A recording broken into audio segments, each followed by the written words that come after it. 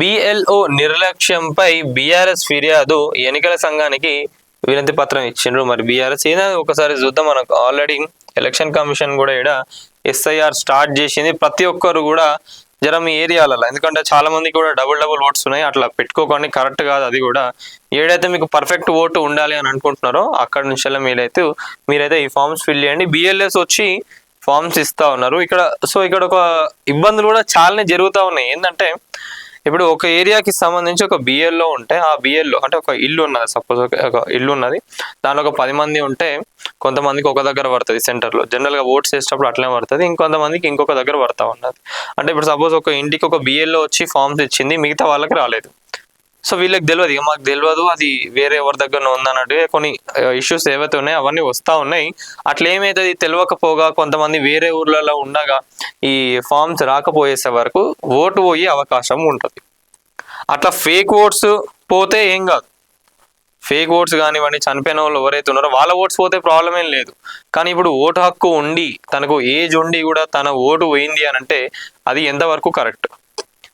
మరి ఓవరాల్గా కొన్ని లక్షల ఫేక్ ఓట్స్ తెలంగాణలో కూడా ఉన్నాయి. వాటన్నిటిని కూడా తీయడానికే ఈ ఎస్ఐఆర్ అనేది చేయడం జరిగింది.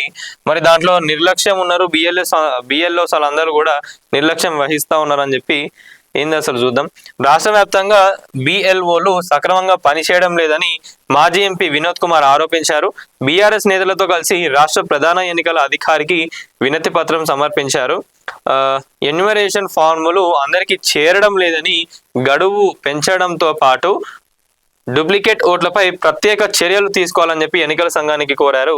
రాష్ట్ర వ్యాప్తంగా అనేక ఫిర్యాదులు తమ దృష్టికి వచ్చాయని తెలిపారు. ఓటర్ల పేరు నమోదులో గందరగోళాన్ని వెంటనే సవరించాలని చెప్పి సూచించారు. బిఎల్ఓలకు స్పష్టమైన మార్గదర్శకాలు జారీ చేసి ప్రక్రియను పారదర్శకంగా నిర్వహించాలని చెప్పి విజ్ఞప్తి చేసిండ్రు వినోద్ కుమార్ గారు. ఇదే నేను చెప్పింది. ఏంటంటే ఫామ్స్ అనేది వాళ్ళ దగ్గర కూడా లేదు, చాలా మందికి కూడా తెలుస్తలేదు. వీళ్ళు ఏంటంటే ఫామ్స్ ఇచ్చి వెళ్ళిపోతా ఉన్నారు. చాలా మంది కూడా ఎట్లా ఫిల్ చేయాలి ఏందనేది కూడా ఎవరు కూడా చెప్తలేరు కరెక్ట్ గా. మరి సో అదే దాని గురించే మరి ఎన్నికల సంఘానికి అయితే వినతి పత్రం అందజేయడం జరిగింది. సో ఒకటే చెప్తున్నా, ఏంటంటే ఇప్పటికి కూడా అడగండి, చాలా మందికి అసలు ఇది ఒకటి అవుతా ఉన్నది, ఇలా ఎస్ఐఆర్ ఒకటి జరుగుతూ ఉన్నది, స్పెషల్ ఇంటెన్సివ్ రివిజన్ జరుగుతూ ఉన్నది అని తెలియదు. మొన్న వేరే మౌలతో కూడా మాట్లాడినప్పుడు కూడా అవునా అదేంది నాకు అయినా ఉన్నది కదా, నేను డైరెక్ట్ పోయి ఓట్ వేస్తా అది అని చెప్పి చెప్తా ఉన్నారు. సో మీ ఓటర్ దాంట్లో ఏమైనా మిస్టేక్స్ ఉన్నా కానివ్వండి, ఫేక్ ఓట్స్ ఎవరైనా ఉన్నా, లేదా కొత్తగా ఎవరైనా ఇప్పుడు ఏ ఓటకు వచ్చిన వాళ్ళందరూ ఉంటారు కదా, సో వాళ్ళందరికీ సంబంధించి కూడా ఈ రివిజన్ అనేది అయితే జరుగుతూ ఉన్నది. ప్రతి ఒక్కరు కూడా మీ ఏరియాకు ఎవరైతే బిఎల్లో ఉన్నారో వాళ్ళ గురించి తెలుసుకొని మీకు ఈ ఫామ్స్ ఏదైతే ఉందో అవి తీసుకొని ఫిల్ చేసేసి మీ ఓటు హక్కుని మీరు తీసుకోండి. లేకపోతే దీన్ని కనుక మీరు మిస్ చేసింది అనుకోండి, ఇక మీకు ఓటు హక్కు అనేది ఉండదు. సో ఇది మరి దీనిపైన బిఎల్ఓస్ అందరు కూడా కొంచెం మంచిగా పనిచేయండి. లేకపోతే మీరు చేసిన మిస్టేక్స్ వల్ల ఆడ ఓటు హక్కు చాలా మందికి కూడా పోతుంది. అనర్హులు ఎవరైతే ఉన్నారో వాళ్ళకు పోతే ప్రాబ్లం లేదు, కదే చెప్పేది, వాళ్ళకు పోయినా కూడా పెద్ద ఫరక పడదు. కానీ ఎవరైతే ఓటు హక్కుకి ఎలిజిబిలిటీ ఉన్నారో వాళ్ళకు మిస్ కానివ్వకుండా చూడండి.